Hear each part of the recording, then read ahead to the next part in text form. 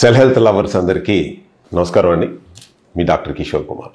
చాలామంది ఆహారం మీద ఎన్నో రకాలైనటువంటి వీడియోలు చేస్తూ ఉంటారు, మనం చూస్తూ ఉంటాం. ఈ ఆహారం తింటే కనుక వైటమిన్ సి రిచ్ ఉందని, ఈ ఆహారం తింటే B12 ఉందని, B6 ఉందని ఇలా చెప్తాం.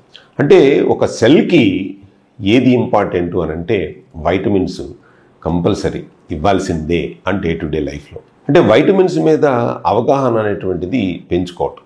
అంటే నేను చెప్పేది ఏంటంటే మనం ఆరోగ్యంగా ఉండాలి అని అంటే కనుక అవగాహన మాత్రమే పెంచుకోవాలి. అవగాహన పెంచుకుంటే ఆరోగ్యం ఆటోమేటిక్గా అదే వస్తుంది. ఆ అవగాహనని పెంచేటటువంటి కార్యక్రమమే మేము మా సెల్ హెల్త్లో ఫస్ట్ ప్రథమ ప్రాతిపదికగా మేము ముందుకు తీసుకొస్తున్నాం.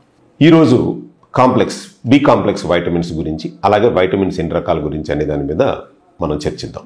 సో యాక్చువల్గా వైటమిన్స్ 14 రకాలైనటువంటి వైటమిన్స్ మన శరీరానికి రోజు అవసరం. అంటే ఒక కారు వెళ్ళడానికి 4 టైర్లకి గాలి ఉండటం ఎంత అవసరమో, అలాగే దాంట్లో ఫ్యూయల్ ఉండడం ఎంత అవసరమో, ఇగ్నిషన్ ఎంత అవసరమో, అట్లా ఒక ఇంజిన్ గురించి చెప్పుకుంటే ప్రతిదీ ఒక కీ పార్ట్. అలాగే ఈ 14 రకాల వైటమిన్స్ కూడా మీ శరీరం సక్రమంగా పనిచేయడానికి రోజు అవసరం. కాకపోతే ఆ వైటమిన్స్ని మనం దానికి శరీరానికి తగినట్టుగా రోజు అందుతున్నాయా లేవా అన్న దాని మీదే మన ఆరోగ్యం ఆధారపడి ఉంటుంది.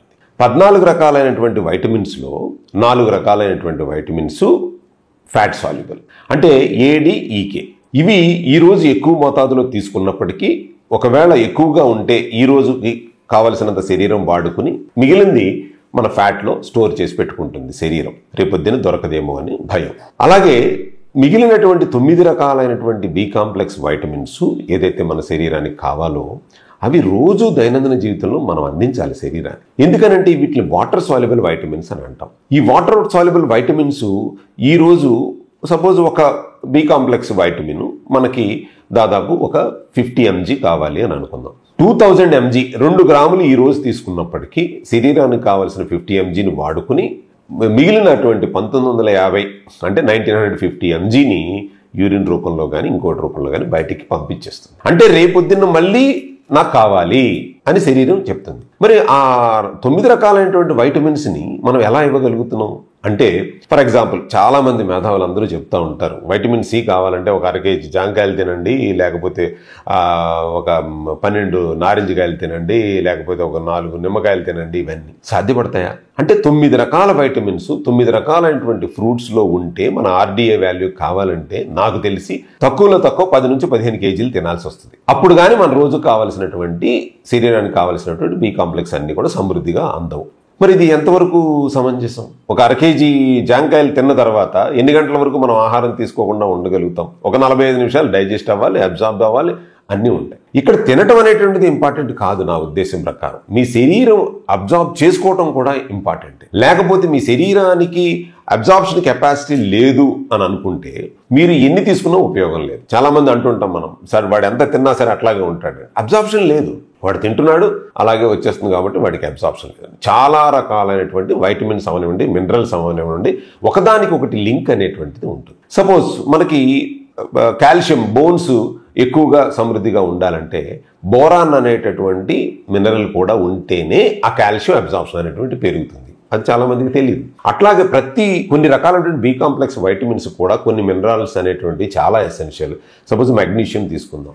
మెగ్నీషియంని మనం మిరాకిల్ మినరల్ అంటాం. ఈ మెగ్నీషియం అనేటువంటి మినరల్ మన శరీరంలో సమృద్ధిగా లేకపోతే మీరు బి కాంప్లెక్స్ కావలసినటువంటి ఫుడ్స్ అన్నీ తీసుకున్నా సరే మీ బాడీ అబ్జార్ప్షన్ అవ్వదు.